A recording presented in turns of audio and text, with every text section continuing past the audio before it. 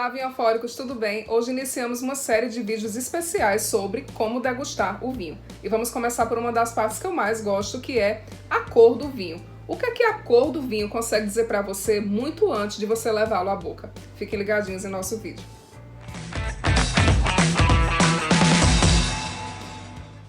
Então, gente, o que é degustar? Degustar é beber com atenção.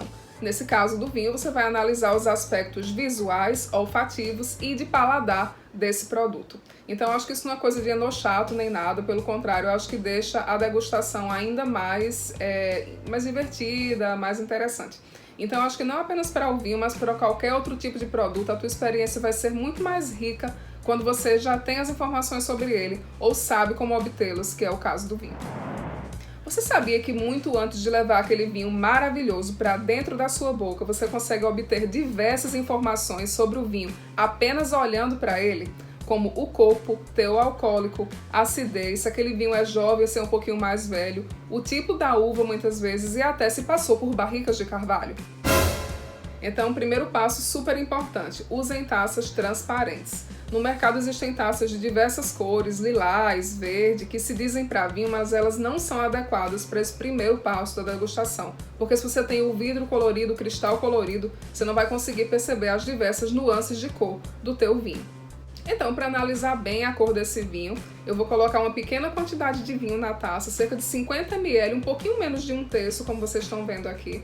E você vai inclinar a sua taça cerca de 45 graus contra uma superfície branca. Essa superfície branca pode ser uma toalha branca, um guardanapo ou até um papel ofício, porque daí você vai conseguir perceber as diversas nuances de cor do teu vinho. Quando você inclina a sua taça, vai formar uma imagem parecida com essa que eu coloquei aqui do lado. Uma outra maneira de você analisar o seu vinho é você inclinando a taça em sua direção, também cerca de 45 graus contra a luz. Cuidado para não inclinar muito e não tomar um banho, tá, gente? Então, essa posição, ela é bem legal, sobretudo para você ver os reflexos, para ver a parte periférica do vinho. Então, quais são os aspectos que eu devo observar no meu vinho? O primeiro deles é a presença de partículas em suspensão.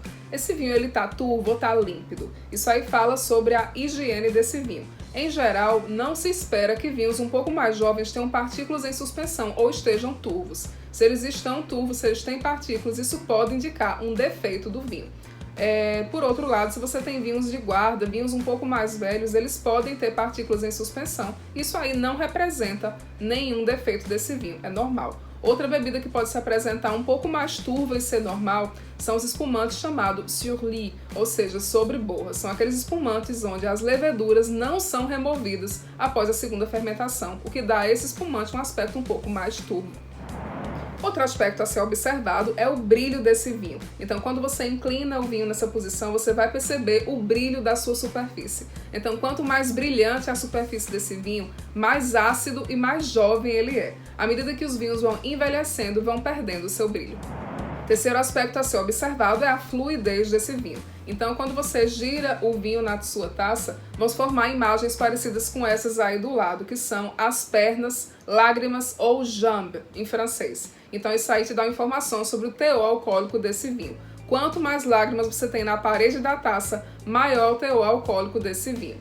E a velocidade com a qual elas escorrem na taça te dão uma informação sobre o corpo e a viscosidade desse vinho. Então, quanto mais lentas elas são, a gente espera um pouco mais de corpo e viscosidade desse vinho. E por fim, vamos prestar atenção na coloração desse vinho. Então, quando você inclina a sua taça contra uma superfície branca, você vai perceber que nessa imagem que se forma, você tem gradientes de cor, você tem nuances de cor.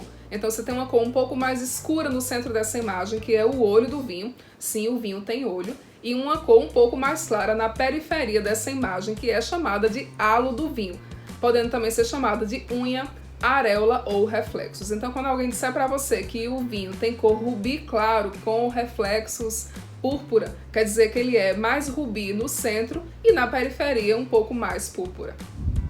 Então, a primeira coisa que a gente precisa determinar sobre essa cor do vinho é a intensidade, o quão intensa é essa cor. Lembrando que esse conceito só se aplica mais para vinhos tintos, porque os vinhos rosés e os vinhos brancos, eles são sempre translúcidos na taça. Mas você pegando um vinho tinto, você vai perceber que quando você olha ele de cima para baixo, na junção do bojo com a haste, semelhante a essa imagem que eu coloquei do lado, você vai perceber o quão você consegue ver a haste do outro lado. Então, quanto menos você consegue ver a haste do outro lado, mais alto é o corpo desse vinho. E aí você espera um vinho mais encorpado e com mais tanino.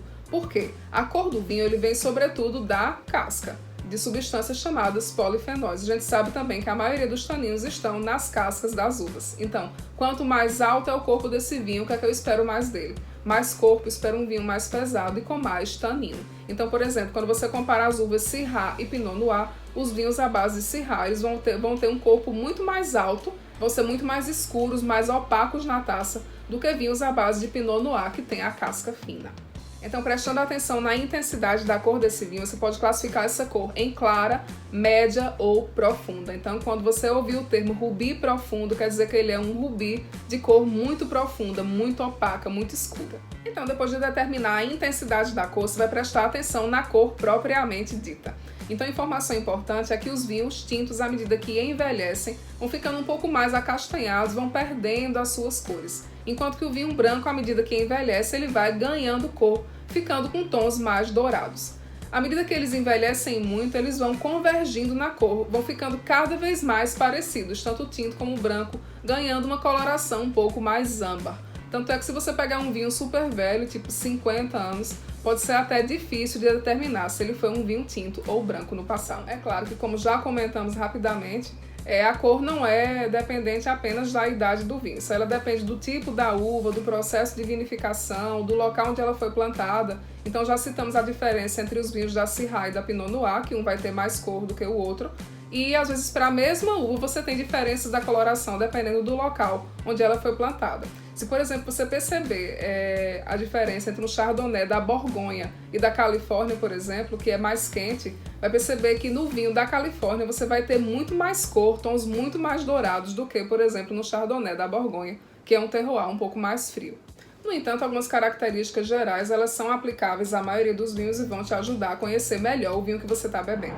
Então, em linhas gerais, os vinhos tintos eles podem ter basicamente 4 tonalidades. Então, a primeira delas é o vermelho púrpura. A gente encontra essa tonalidade em vinhos bastante jovens. Então, nesses vinhos você espera muito tanino, muita acidez.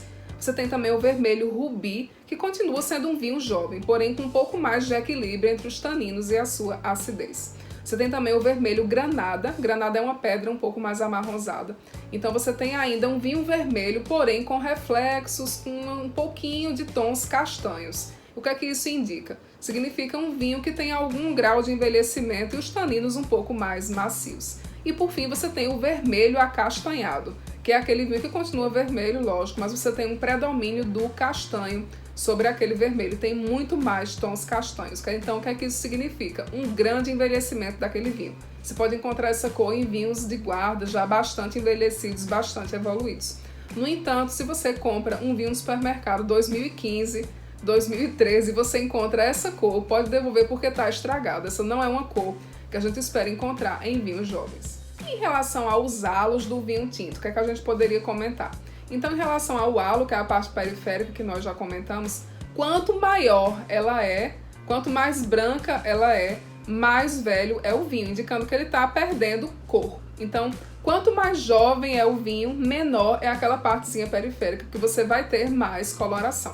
Então, outra informação que nós poderíamos ter é em relação à cor daquele halo. Se você tem aquele halo que fica um pouquinho mais púrpura, mais azul, significa que o vinho é jovem. Se você tem aquele halo um pouco mais acastanhado, pode significar que o vinho já tem sinais de envelhecimento ou que ele não é tão velho assim, mas passou por barrica de carvalho.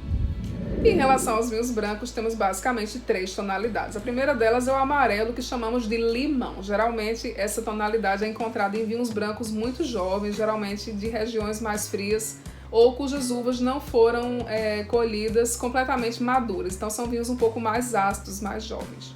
A segunda coloração é o amarelo dourado. Então, o amarelo dourado é encontrado em vinhos plantados em regiões um pouco mais quentes ou que passaram por barricas de carvalho.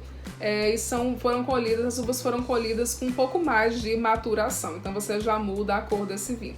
E por fim temos a coloração um pouco mais âmbar, que é muito mais comum em vinhos brancos doces, vinhos licorosos, pacificados. Essa cor ela não deve ser encontrada em vinhos secos ou em vinhos jovens. Se você encontra um vinho jovem, um vinho seco com a coloração âmbar, ele provavelmente está oxidado, está estragado. Em relação ao halo do vinho branco, ele é o contrário do vinho tinto. Então, quanto maior esse halo que você tem do vinho branco, ele é mais jovem, ao contrário do vinho tinto. E quanto mais evoluído esse vinho branco é, quanto mais velho ele é, ou seja, quanto mais cor ele ganha, menor vai ficando o seu halo. Então, quanto mais estreito esse halo, mais velho é o vinho branco. Em relação aos vinhos rosés, a cor deles não é tão dependente da idade, uma vez que eles são vinhos feitos para serem tomados muito jovens. Então, nos rosés, a cor ela depende muito mais do tipo de uva que foi utilizada e da quantidade de tempo que as cascas passaram em contato com o líquido durante a produção desse vinho. Então, nos rosés você tem cores que variam desde o rosa claro até o rosa cereja, rosa salmão e casca de cebola, para aqueles um pouco mais escuros. Então você tem, por exemplo, vinhos feitos à base de Syrah, que tendem um pouco mais à cor salmão, enquanto que os rosés feitos à base de Pinot Noir vão ter uma cor um pouco mais rosa clara. Então é isso, gente. Espero que vocês tenham gostado desse nosso primeiro vídeo sobre degustação de vinhos. E o nosso próximo vídeo vamos falar sobre olfato. Então, quais são as informações que nós podemos tirar apenas sentindo o cheiro do nosso vinho. Na próxima quinta-feira não teremos vídeo por conta do feriado de carnaval, mas no dia 5 de março retornamos a todo vapor com nossas atividades e com o nosso novo vídeo. Então, gente, um bom carnaval para quem é de carnaval e para quem for do bloco da Netflix, como eu, bom descanso. Lindo dia para vocês e um brinde.